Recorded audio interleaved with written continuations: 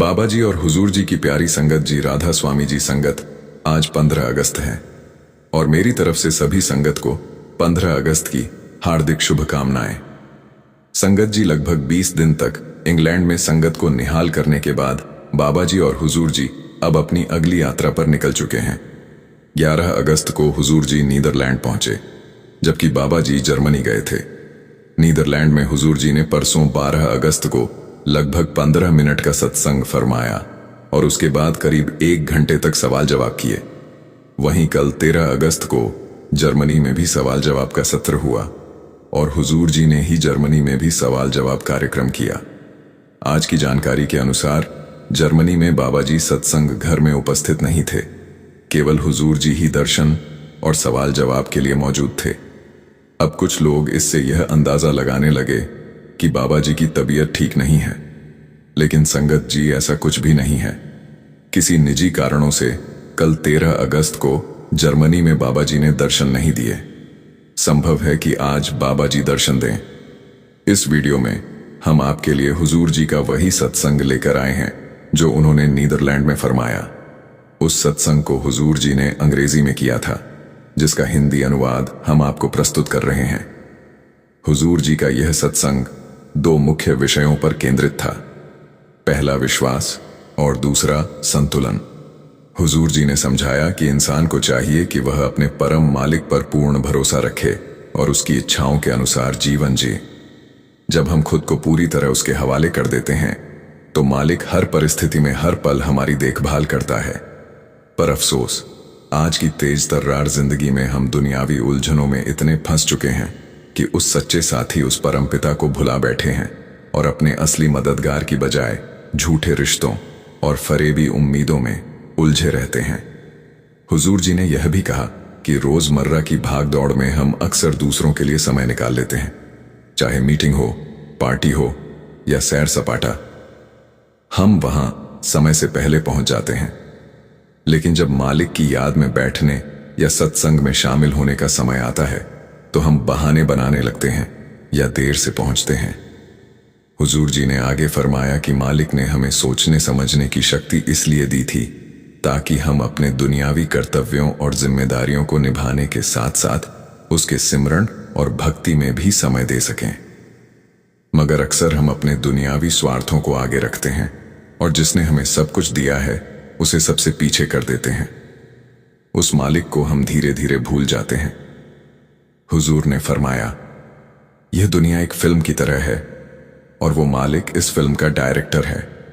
जैसे एक फिल्म में डायरेक्टर तय करता है कि किसको कौन सा रोल देना है और कब तक पर्दे पर रखना है, वैसे ही मालिक ने भी हमें यहां रोल निभाने के लिए भेजा है। कोई मां बनाया है तो कोई पिता, कोई भाई का रोल निभा रहा है तो कोई बहन का। डायरेक्टर यानी कि वह मालिक जब तक चाहेगा तब तक ही हम इस संसार रूपी पर्दे पर बने रह पाएंगे।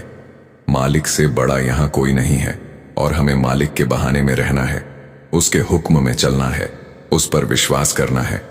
हुजूर जी ने स्पष्ट किया कि विश्वास का असली अर्थ हम नहीं समझते। जब हम वास्तव में मालिक पर पूर्ण विश्वास कर लेते हैं तो हमारी सुरक्षा और संभाल की जिम्मेदारी भी उसी की होती है।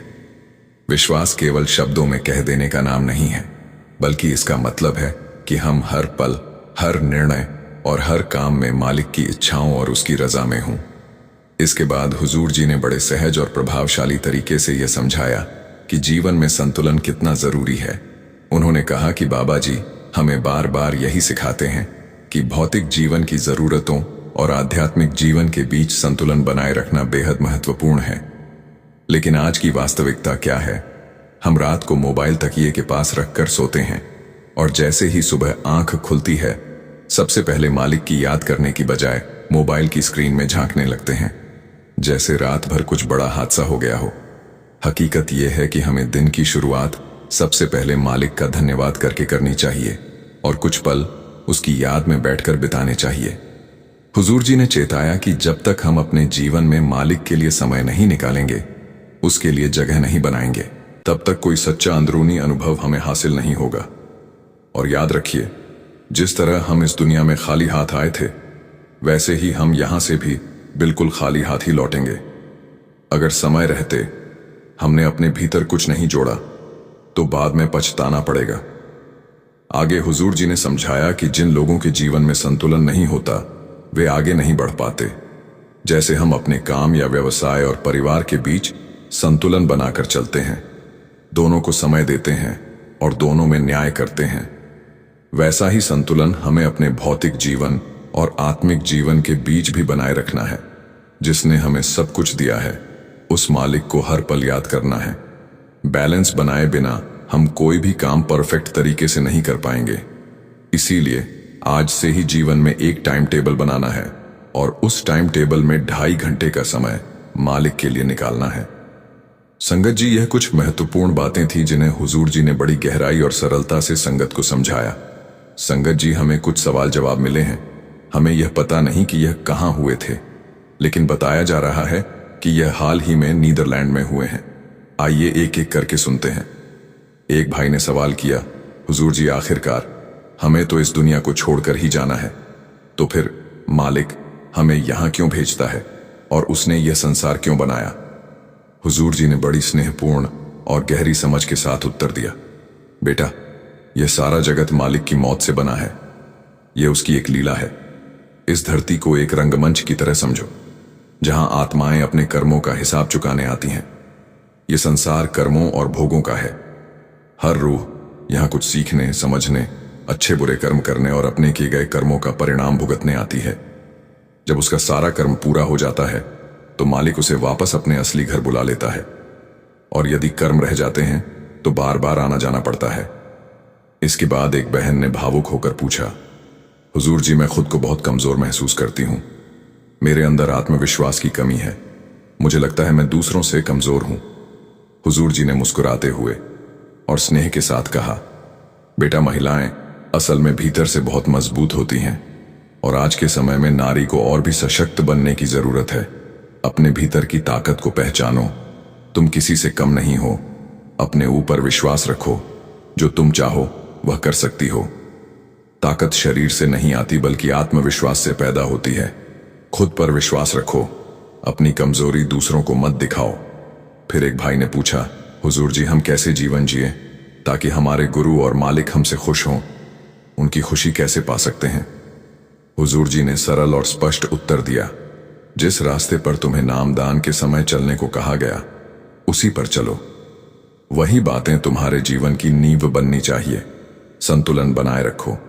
दुनियावी जिम्मेदारियों को निभाओ और अपने आत्मिक विकास के लिए भी समय निकालो। और अगर किसी को नामदान नहीं मिला है तब भी संतुलित जीवन जीते हुए अच्छा इंसान बनो और मालिक की इच्छा में रहो। जो इंसान दूसरों के दुख को देखकर दुखी होता है वह मालिक को सबसे प्यारा लगता है। फिर एक भाई ने पूछा, हुजूर जी, यह पवित्र ग्रंथ और पोथियां कितनी महत्वपूर्ण हैं? आज के समय में इनकी क्या महत्वता है और सद्गुरु की हमारे जीवन में भूमिका क्या है? क्या सिर्फ पोथियां पढ़ लेने से रूहानी तरक्की हो सकती है या फिर हमें गुरु की जरूरत पड़ती है? हुजूर जी ने बड़े सुंदर ढंग से समझाया, जब हम ग्रंथ पढ़ते हैं तो ज्ञान मिलता है, लेकिन उसकी गहराई हमारी उम्र, समझ और अनुभव पर निर्भर करती है। एक बच्चा यदि कोई पोथी पढ़ेगा तो उसकी समझ अलग होगी। वही पोथी कोई अनुभवी पढ़े तो उसमें छिपे अर्थ को पकड़ पाएगा। इसलिए समय के साथ ग्रंथों की व्याख्या बदलती रहती है। जो महापुरुष इन्हें लिखते हैं वे केवल शब्द नहीं छोड़ते बल्कि अपने जीवन का अनुभव और आत्मिक कमाई हमारे लिए छोड़ जाते हैं। लेकिन केवल पढ़ने से कुछ नहीं होगा। जब तक हम इन शिक्षाओं को अपने जीवन में उतारेंगे नहीं तब तक असली लाभ नहीं मिलेगा। आत्मिक तरक्की के लिए एक मार्गदर्शक की भी जरूरत होती है। सिर्फ किताबें पढ़ लेने से कोई डॉक्टर या इंजीनियर नहीं बन जाता। उसके लिए एक अध्यापक की जरूरत होती है। फिर एक बहन ने पूछा, हुजूर जी, हमारे आसपास का माहौल हमारे मन पर कितना असर डालता है? हुजूर जी ने सुंदर ढंग से जवाब दिया, हमारा मन बहुत संवेदनशील है। वह जिस वातावरण में रहता है वैसा ही बन जाता है।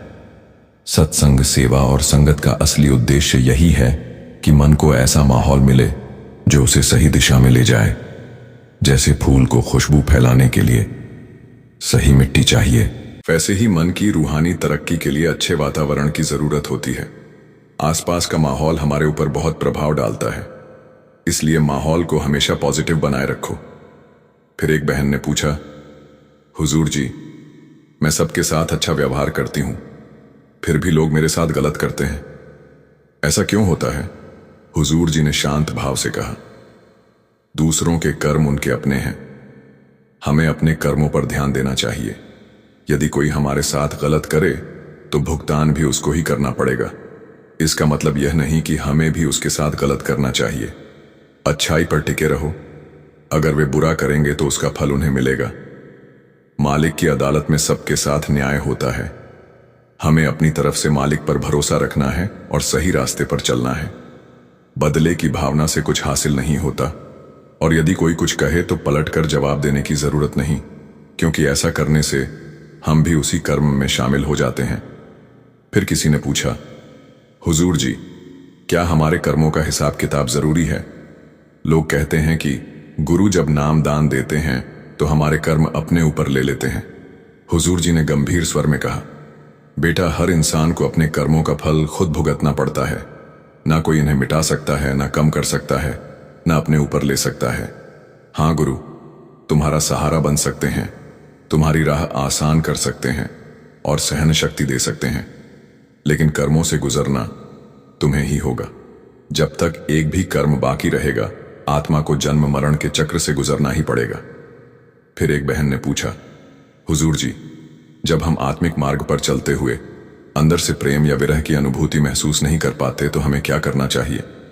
हुजूर जी ने बड़े ही सुंदर और गहरे ढंग से उत्तर दिया, बेटा, जब तक हमें किसी चीज की सच्ची जरूरत महसूस नहीं होती, तब तक उसके लिए तड़प भी पैदा नहीं होती। जब तक आत्मा में उस तलाश की भूख नहीं जागती, मन बेचैन नहीं होता। हम बाहर की चीजों को पाने की कोशिश में लगे रहते हैं, कभी यह चाहिए, कभी वह, लेकिन असली तृप्ति तो भीतर की यात्रा में है। जब आत्मा को सच्चा सुख चाहिए होगा, तब वह स्वयं रास्ता ढूंढ लेगी। फिर किसी ने पूछा, हुजूर जी, अच्छा सेवक बनने के लिए क्या करना चाहिए? एक अच्छे सेवादार की क्या परिभाषा है? हुजूर जी ने कहा, अच्छा सेवक वही है जो मालिक के आदेश में चले, जो हिसाब किताब ना करे, जो लेने की बजाय देने में विश्वास रखे, और जो बिना किसी स्वार्थ के सेवा करे। सेवा का मतलब केवल डेरा या धार्मिक स्थान तक सीमित नहीं है। अपने घर में माता पिता की सेवा करना, जरूरतमंदों की मदद करना, यह सब भी सेवा ही है। फिर एक भाई ने कहा, हुजूर जी, आज की जिंदगी इतनी तेज और व्यस्त हो गई है कि मालिक की याद में बैठने का समय ही नहीं मिलता। हम कोशिश तो करते हैं, लेकिन रोजमर्रा की जिम्मेदारियां बीच में आ जाती हैं। ऐसे में हम सच्ची भक्ति कैसे निभाएं? हुजूर जी ने उत्तर दिया, बेटा, समय तो हर किसी के पास है, फर्क यह है कि हम उसे किसके लिए इस्तेमाल करते हैं। यदि किसी मीटिंग, पार्टी या घूमने का प्लान हो तो हम समय से पहले पहुंच जाते हैं, लेकिन जब मालिक की याद में बैठने का समय आता है तो बहाने बनाने लगते हैं। हर दिन में 24 घंटे होते हैं, और इतना समय दुनियावी जिम्मेदारियों के साथ भजन सिमरन के लिए भी पर्याप्त है। बस हमें समय का संतुलन बनाना आना चाहिए। फिर एक बहन ने पूछा, हुजूर जी, जब हम भजन सिमरन करते हैं तो कभी अंदर कोई अनुभव नहीं होता और मन खाली लगता है, क्या इसका मतलब है कि हम आगे नहीं बढ़ रहे? हुजूर जी ने बड़े सुंदर उदाहरण के साथ समझाया, जैसे कोई किसान बीज बोने के बाद रोज खेत में जाकर यह नहीं देखता कि अंकुर निकले या नहीं। वह पानी देता है, खाद्य डालता है और भरोसा रखता है कि समय आने पर फसल जरूर निकलेगी। भजन सिमरन भी ऐसा ही है। आज अनुभव ना हो, इसका मतलब यह नहीं कि मेहनत बेकार है। मेहनत करोगे तो फल जरूर मिलेगा। फिर एक बहन ने पूछा, हुजूर जी, कई बार परिवार में मतभेद होते हैं और गुस्सा आता है, क्या गुस्सा आना गलत है? क्योंकि मुझे कभी कभी गुस्सा आ जाता है। हुजूर जी ने समझाया, गुस्सा आना स्वाभाविक है, लेकिन ध्यान रखें कि उस गुस्से में कोई गलत शब्द ना निकले और कोई गलत कर्म ना हो। मन को संभालना सीखो।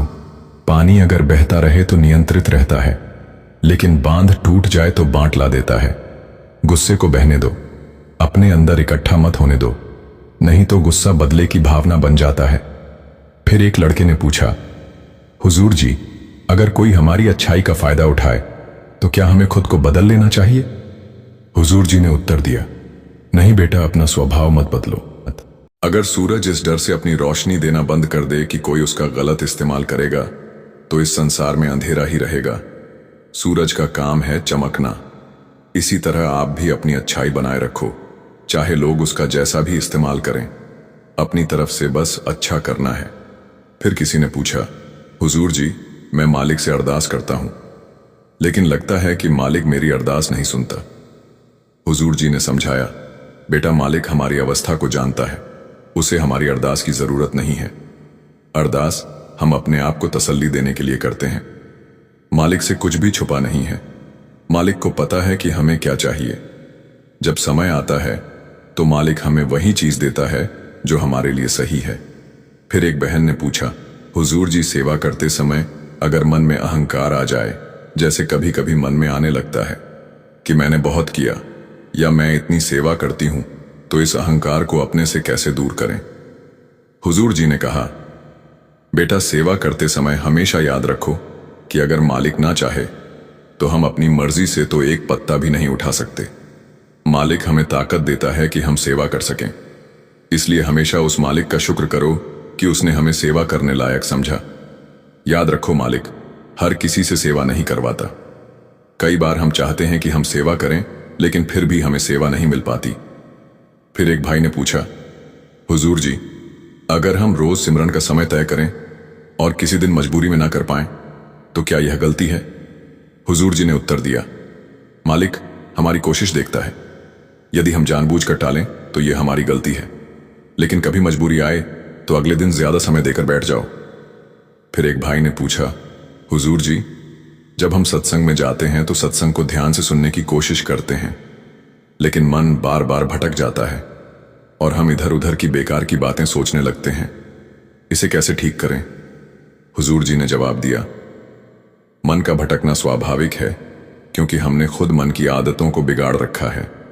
ध्यान का अर्थ यह नहीं कि मन पूरी तरह स्थिर हो जाए, बल्कि यह है कि हम उसे बार बार सही दिशा में लौटाना सीखें।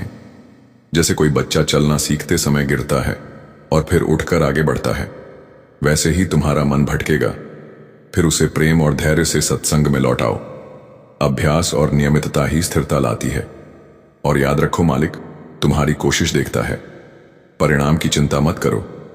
फिर एक बहन ने पूछा, हुजूर जी, कभी कभी हम दूसरों की मदद करते हैं, लेकिन वे हमारी मदद का सम्मान नहीं करते।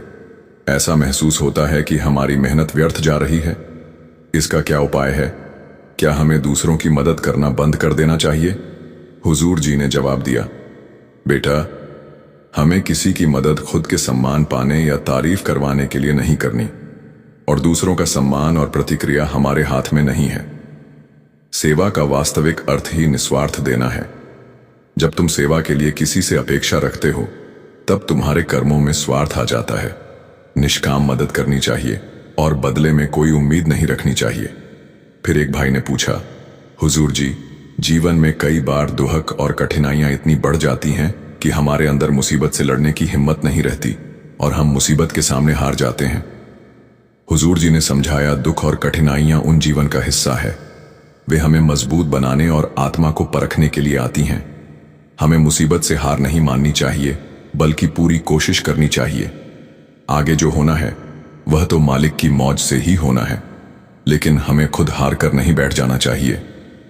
फिर एक भाई ने थोड़ा संकोच करते हुए पूछा, हुजूर जी, कई बार किसी की भलाई के लिए हमें झूठ बोलना पड़ता है। क्या ऐसे झूठ भी पाप के रूप में गिने जाएंगे? हुजूर जी ने गंभीरता से उत्तर दिया, बेटा, हर कर्म का अपना असर होता है। चाहे इरादा कितना भी अच्छा क्यों ना हो, कर्म का फल तो रहेगा। इसलिए हमेशा सोच समझ कर बोलो और ऐसा कुछ मत करो जो बाद में बोझ बन जाए। सच्चाई और विवेक का पालन करना जरूरी है। इसके बाद एक लड़की भावुक होकर बोली, हुजूर जी, आपकी कृपा से मुझे नामदान की पर्ची मिली और आज फिर आपकी मेहर से मैं आपसे मिलने आ पाई। हुजूर जी मुस्कुराते हुए बोले, यह मेरी कृपा नहीं बल्कि उस मालिक की कृपा है जो सबका ख्याल रखता है। यहां जो कुछ भी होता है वह उसकी मर्जी से होता है। हम बस उसके माध्यम से उसकी कृपा का अनुभव करते हैं। फिर एक भाई ने पूछा, हुजूर जी, सत्संगों में समझाया गया है कि खुद की पहचान करो, इसका असली मतलब क्या है? हुजूर जी ने कहा, इसका मतलब है अपने भीतर झांकना। अपने अंदर मालिक के दर्शन करना, यही असली पहचान है। आज हम जो खुद को बताते हैं वह हमारी असल पहचान नहीं होती। यह पहचान तो तब तक है जब तक हम शरीर के दायरे में हैं। इसी भाई ने फिर पूछा, अगर अंदर दर्शन ना हो तो क्या करें? हुजूर जी ने मुस्कुराते हुए कहा, चिंता मत करो, हमारी जिम्मेदारी केवल मेहनत करना है, बाकी सब मालिक की मर्जी पर है। जब उसकी मेहर होती है तब खुद ही सब दिखाई देने लगता है। फिर एक भाई ने भावुक होकर कहा, हुजूर जी, मैंने इंडिया में बाबा जी से नाम दान लिया था और मेरा जीवन बदल गया, लेकिन अभी कुछ दिन पहले मेरे माँ बाप चल बसे और मैं बहुत दुखी हूं। हुजूर जी ने शांति से उत्तर दिया, बेटा, जो आता है उसे जाना ही होता है। यहां कोई भी स्थिर नहीं रह सकता, संत महापुरुष भी नहीं। यहां मालिक की चलती है और किसी की नहीं। हमें बस मालिक की रजा में ही रहना है। वही भाई आगे बोला, बाबा जी, मेरे बच्चे पूछते हैं कि दादा दादी को मालिक ने क्यों बुला लिया? हुजूर जी ने कहा, बेटा, जो चीज मालिक की होती है वह जब चाहे वापस ले सकता है। हमें बस यह समझना चाहिए कि उसने हमें जो दिया था वह वापस ले लिया। हुजूर जी हमें समझाया कि संत महात्मा हमारे दरमियान आते हैं और हमें अपने जीवन का सार समझाते हैं कि हमारा असल घर कौन सा है। हुजूर ने फरमाया, जैसे अब हम कहीं सफर पर जाते हैं तो कोई हमसे पूछता है कि कहां जा रहे हो, तो हम खुशी के साथ कहते हैं कि हम अपने घर जा रहे हैं। हुजूर बोले, अपना घर कौन सा है? क्या वो घर अपना है जहां हमने जन्म लिया? हुजूर बोले, अपना असल घर तो सिर्फ एक ही है और वो है सचखंड। हुजूर ने उदाहरण के साथ समझाया। आइजा सुमाया हुजूर बोले, ये शरीर तो एक दिन मिट्टी में मिल जाएगा। जैसे किसी कार में से इंजन को निकाल लें तो वह एक खाली डिब्बा बनकर रह जाता है, वैसे ही अगर हमारे शरीर में से आत्मा निकल जाए तो यह शरीर सिर्फ एक पुतला रह जाता है। हुजूर बोले, हमारा शरीर असलियत नहीं है, यह तो एक दिन मिट्टी हो जाना है। हुजूर बोले, आज हम सारे भ्रम में जी रहे हैं। मान लो अगर हम हरे रंग का चश्मा लगाकर देखेंगे तो सब कुछ हरा ही दिखाई देगा, लेकिन असलियत तब पता चलेगी जब हम चश्मा उतार कर देखेंगे। हुजूर बोले, ये शरीर जिसको हम असल मान रहे हैं यह असल नहीं है, असल है हमारी आत्मा। आत्मा उस परमात्मा का अंश है जिसको मालिक ने संसार में सीखने के लिए भेजा है। हुजूर बोले, आत्मा का असल घर कौन सा है? कबीर साहब की वाणी है। कहे कबीर, यह राम की अंश आत्मा परमात्मा का अंश है। वाणी में समझाया गया है। आत्म में राम, राम में आत्म जींस गुरु बेचारा। हुजूर बोले, जैसे बच्चे स्कूल जाते हैं तो उनका मकसद स्कूल से सीख लेने का होता है, लेकिन आखिरकार उन्हें अपने घर ही लौटना होता है, वैसे ही हम सब इस संसार में थोड़े समय के लिए कुछ सीखने आए हैं। हमारा असली घर तो सचखंड है, हमें वहीं वापस लौट कर जाना है। हुजूर जी ने यह भी फरमाया कि यहां आने के बाद चाहे हमने कितने ही देश बनाए हो, कितने ही धर्म मजहब बना लिए हो, लेकिन यह सब असली नहीं है। हमारा असली देश सचखंड है और हमारा सच्चा धर्म प्रेम और प्यार है। इंसान ने अपने स्वार्थ के लिए खुद को देश और धर्मों में बांट लिया, लेकिन यह इंसान की सच्चाई नहीं है। आज इंसान झूठ के सहारे पर जिए जा रहा है। इंसान यहां आने के बाद ऐसा मानकर बैठ गया है जैसे यहां से कभी वापस जाएगा ही नहीं। मालिक ने तो हमें यहां कुछ सालों के लिए सीखने को भेजा था, जिससे कि हम सीखकर वापस अपने असल धाम पहुंच सके, लेकिन इंसान यहां आकर यहीं का हो जाना चाहता है। मोह माया ने इंसान को बांध दिया है। हुजूर बोले, हम सत्संगों पर आते हैं, लेकिन हम सत्संग की बातों को अमल में नहीं लाते। यहां आकर बैठ जाना ही काफी नहीं है, यहां से सीख कर जाएंगे तो ही आगे बढ़ पाएंगे। फिर हुजूर जी ने एक बहुत प्रेरक साखी का जिक्र किया, जो हम सब ने किसी न किसी रूप में जरूर सुनी होगी। यह साखी तीसरे पाशाह श्री गुरु अमरदास जी से जुड़ी है। उन्होंने संगत से कहा कि एक चबूतरा तैयार किया जाए। सेवादारों ने बार बार चबूतरा बनाया और बार बार महाराज जी ने उसे तोड़वा दिया। कई बार ऐसा हुआ और फिर संगत में कुछ लोगों ने अपने मन में सवाल उठाने शुरू कर दिए कि शायद महाराज जी की उम्र हो गई है, शायद उन्हें समझ नहीं आ रही, इसीलिए वह ऐसा कर रहे हैं। धीरे धीरे सब सेवादार वहां से चले गए। आखिर में वही सेवक टिके रहे जो पूरी तरह समर्पित थे, जिनमें गुरु रामदास जी भी शामिल थे। और जब सिर्फ गुरु रामदास जी महाराज सेवा में रह गए और बिना कोई सवाल किए चबूतरे बनाते ही चले गए तो गुरु अमरदास जी ने उन्हें गले से लगा लिया। आगे हुजूर जी ने बहुत सच्चाई से समझाया कि हमारी यह जिंदगी दिखावटी है, इसका कोई भरोसा नहीं है, लेकिन हम इसे ही सब कुछ मान बैठे हैं और मोह माया के लिए अपनी पूरी जिंदगी खपा देते हैं, जबकि असली चीज तो सिर्फ उस मालिक का नाम है। हुजूर जी ने और भी सच्चाई बयान की। उन्होंने फरमाया कि जब हम छोटे होते हैं तब हमारे गली मोहल्लों में दोस्त बनते हैं, फिर स्कूल कॉलेज में नए दोस्त बनते हैं, मगर जब जरूरत पड़ती है या जीवन का अंत आता है तो कोई भी यह दोस्त काम नहीं आता। उस समय वही मालिक काम आता है, वही सच्चा साथी है, वही सच्चा मीत है। आगे हुजूर जी ने यह भी कहा कि दुनिया के हर काम को सीखने के लिए हमें किसी न किसी शिक्षक की जरूरत होती है, एक रहबर की जरूरत होती है। इंसान जन्म से लेकर मृत्यु तक कुछ न कुछ सीखता है। बचपन में माँ बाप सिखाते हैं, स्कूल में टीचर सिखाते हैं, कामकाज की जगह पर भी दूसरे लोग सिखाते हैं, लेकिन जब परमार्थ की बात आती है तो इंसान कह देता है, यह कौन सा मुश्किल काम है, यह तो मैं खुद अकेला ही कर लूंगा। हुजूर बोले, किताबें तो बाजार से भी मिल जाती हैं, तो क्या किताबें पढ़ लेने से कोई डॉक्टर या वकील बन जाता है? इंसान को हर मोड़ पर एक मार्गदर्शक की जरूरत होती है। उसी तरह आत्मिक यात्रा में भी एक सच्चे मार्गदर्शक की जरूरत होती है। बिना गुरु की रहनुमाई के इस राह पर एक कदम भी आगे बढ़ना असंभव है। आज हुजूर जी ने बिल्कुल उसी तरह समझाया जैसे बड़े हुजूर महाराज जी फरमाया करते थे। उन्होंने कहा कि इंसान की इच्छाएं, उसकी उम्मीदें और लालसाएं किसी पहाड़ से भी ऊंची होती हैं, जैसे हिमालय की चोटियां हो। हम पूरी जिंदगी इन्हीं इच्छाओं के पीछे भागते रहते हैं और यह भूल जाते हैं कि मौत हमें कब और कैसे बुला लेगी, यह किसी को नहीं पता। हुजूर बोले, जैसे एक मक्खी रात को घूम घूम कर मर जाती है, यही हाल हमारा है। हम यहां भटक रहे हैं और मौत हमारे सिर पर खड़ी है। हुजूर बोले, उस टाइम हमें अपने परिवार और इस संसार को यहीं छोड़कर जाना पड़ेगा। इसलिए हमें सोचना चाहिए कि आखिर इस मानव जीवन का असली मकसद क्या है। हमें वही तलाश करनी चाहिए जिसके लिए हम इस संसार में आए हैं और उसी दिशा में आगे बढ़ना चाहिए।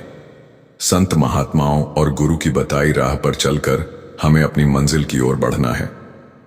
हुजूर जी ने एक और सुंदर उदाहरण दिया। उन्होंने कहा, जैसे किसी फिल्म का हीरो होता है, उसे कौन सा किरदार निभाना है, उसकी असली पहचान सिर्फ डायरेक्टर को होती है।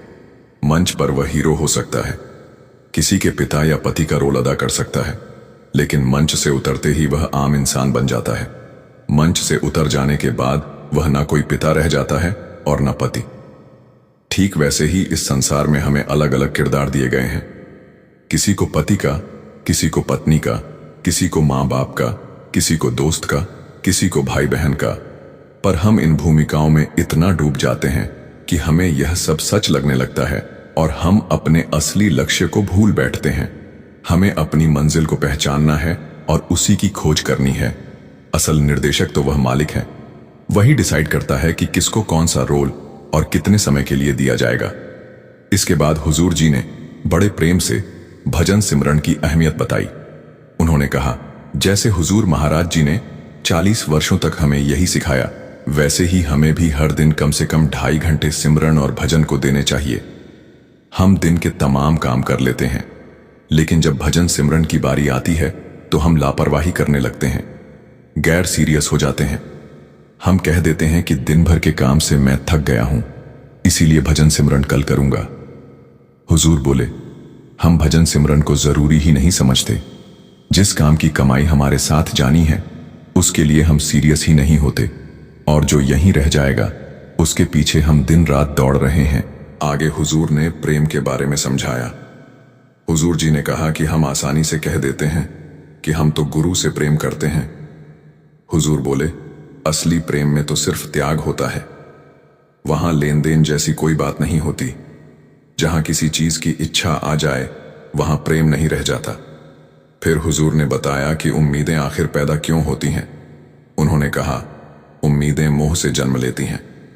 जब हम किसी से मोह रखते हैं तभी हम उम्मीदें पालते हैं, और जब हमारी उम्मीदें पूरी नहीं होती तो मन में रोष, दुख और शिकायतें जन्म लेती हैं।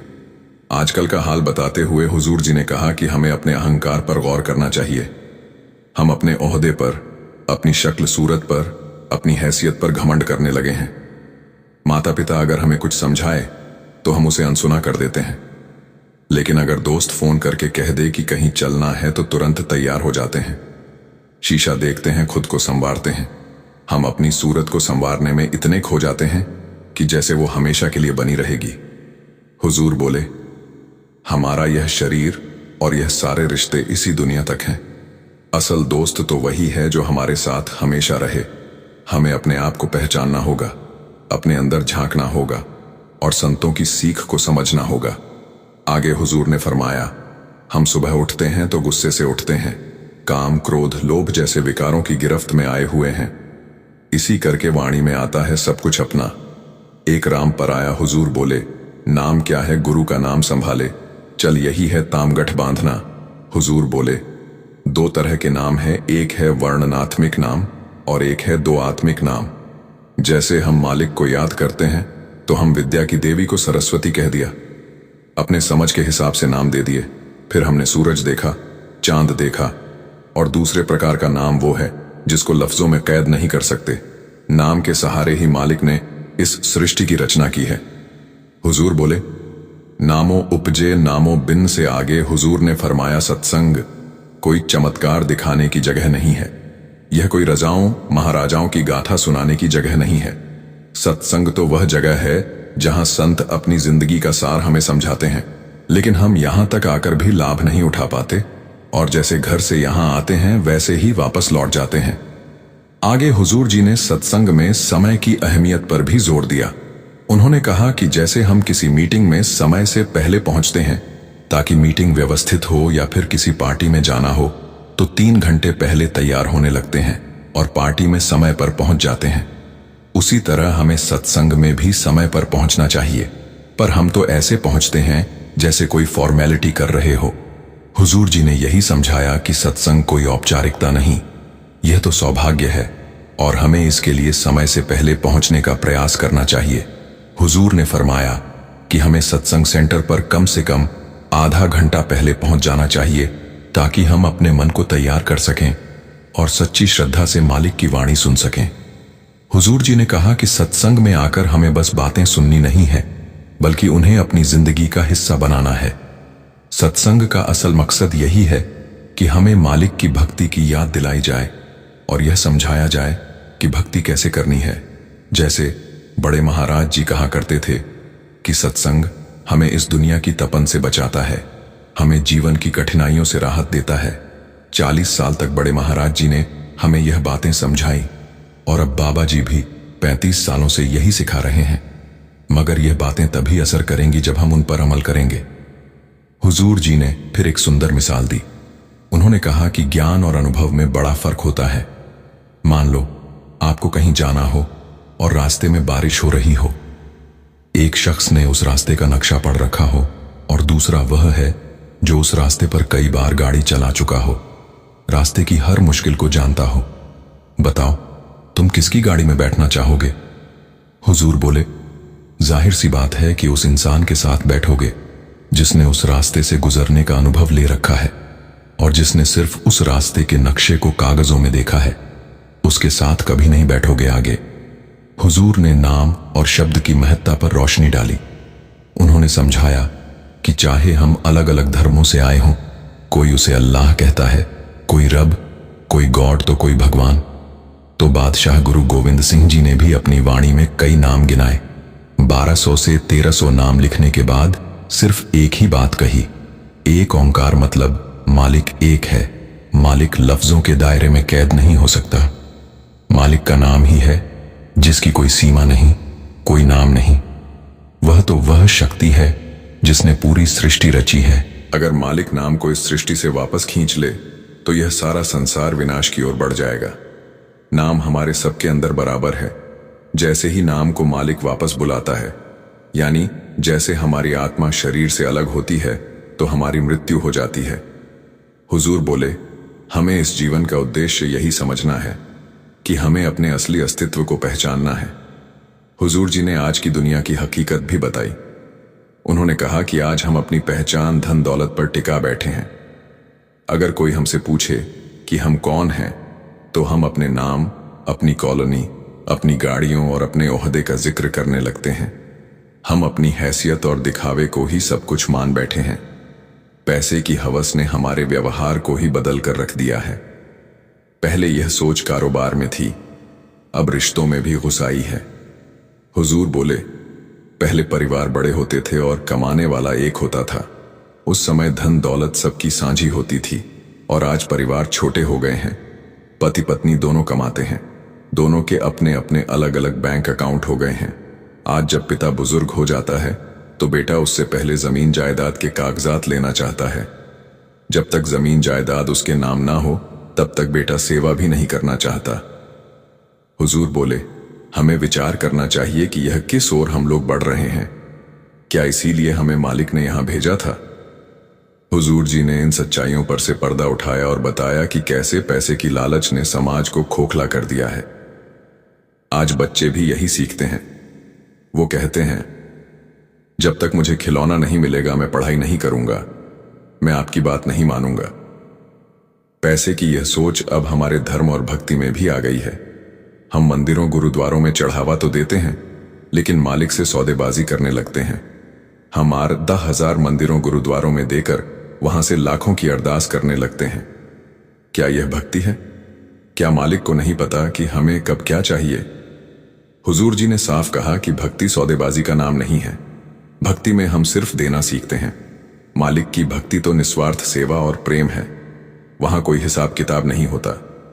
हुजूर बोले, पैसा हमें लेना और देना सिखाता है, लेकिन जब बात अध्यात्म की होती है तो वहां हमें केवल देना सीखना चाहिए, ना कि कुछ पाने की इच्छा रखना। धन अक्सर हमारे भीतर अहंकार और घमंड को बढ़ाता है, और फिर जब यह घमंड हमारे भीतर घर कर लेता है तो जिंदगी में ऐसा बोझ बन जाता है जो हमें दबाने लगता है। हम चिंता और दबाव में आ जाते हैं, और कई बार यह बोझ हमें अवसाद और बीमारियों की ओर ले जाता है। यह सब तब तक होता है जब तक हम देना नहीं सीखते, जब तक हम बांटने का गुण अपने भीतर पैदा नहीं करते। चाहे आप कितनी भी दौलत कमा लें, जरा सोचिए, क्या कभी किसी राजा महाराजा को संतुष्टि मिली? आज के जमाने में भी बड़े बड़े कारोबारियों और अमीरों को देखिए, क्या उन्हें तसल्ली मिल पाई? किसी को भी सुकून या शांति नहीं मिल सकी। दुनिया जहां की दौलत कमा लेने के बाद भी इंसान दौलत के पीछे ही भाग रहा है, लेकिन असल दौलत से नाता तोड़कर बैठ गया है। जब आखिर समय आएगा तो उस समय हमें बहुत पछताना पड़ेगा।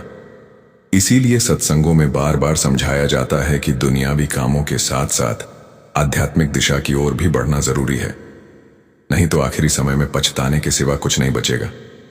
हुजूर बोले, सदियों से जब से यह सृष्टि बनी है मालिक हमें देता ही आ रहा है और हम लेते ही आ रहे हैं। हुजूर बोले, दे दे लंदा थक पाए, जुगाज गंदर खाई खाए। हुजूर बोले, मालिक तब से हमें दे रहा है जब से हम यहां आए हैं। क्या हमारी भूख कभी खत्म हुई? कितने ही लोग हैं इस दुनिया में जो सच्चे दिल से कहते हैं, हे मालिक तेरा शुक्र है। सच तो यह है कि मालिक ने हर जीव को उतना तो दिया ही है जितना उसकी जरूरत है, जितने में वह चैन से अपना जीवन जी सके, लेकिन इंसान की भूख कभी नहीं मिटी। हुजूर बोले, बहुत ज्यादा पैसा होना अक्सर हमारे सुख चैन को छीन लेता है।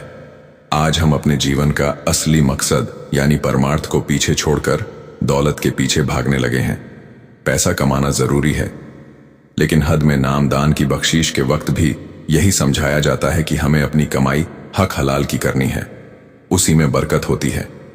आखिर खानी तो हमें वही 2 रोटियां हैं, सोना भी उसी एक बिस्तर पर है। इसीलिए इन चीजों पर थोड़ा लगाम लगाना चाहिए। बाबा जी बार बार सत्संग में यही फरमाते हैं, जो हमारी किस्मत में लिखा है उसे कोई हमसे छीन नहीं सकता, और जो हमारे भाग्य में नहीं है वह हमें कोई दे नहीं सकता। फिर हम क्यों इन चीजों के पीछे भागते हैं? हमारी इच्छाएं पहाड़ों जितनी बड़ी है और मौत सिर पर खड़ी है, लेकिन हम फिर भी समझ नहीं रहे, सालों बाद की प्लानिंग करके बैठे हैं। हुजूर महाराज जी फरमाया करते थे, ये तो हमारी प्लानिंग है। उसकी क्या प्लानिंग है ये कोई नहीं जानता। सालों बाद की प्लानिंग करके बैठे हैं, लेकिन अगले पल का हमें नहीं पता कि क्या होगा। हुजूर जी फरमाया, चिंता मिट्टी चाहत गई, मनवा बेपरवाह जिसको कच्छू ना चाहिए, वही बादशाह। आगे हुजूर ने फिर से समझाया कि हमें अपने न्यूज घर यानी सचखंड की तैयारी अभी से करनी होगी। जैसे हम कहीं घूमने जाते हैं तो उसकी तैयारी हम पहले से ही कर लेते हैं, जिससे कि आगे चलकर हमें कोई परेशानी ना हो। वैसे ही हमें अपने असल घर जाने की तैयारी भी आज और अभी से करनी चाहिए ना। यह घर हमारा है ना, यह देश हमारा है ना, यह रिश्ते नाते हमारे हैं। हमारा देश, हमारा घर सचखंड है और हमारा रिश्ता मालिक से है। इसके सिवा यहां सब कुछ भ्रम है, झूठ है। संगत जी, आज हुजूर जी ने बहुत ही गुस्से से और कहीं कहीं प्रेम से संगत को समझाया कि अभी भी कुछ नहीं बिगड़ा, अभी भी संभल जाओ। संगत जी, गद्दी पर गुरु आएंगे और हमें सालों साल समझाकर अपनी सेवा निभाकर चले जाएंगे, लेकिन अब यह हमारी जिम्मेदारी है कि हमें अपने गुरु को दिए वचनों का मान रखना है। संगत जी, अब वीडियो को समाप्त करते हैं।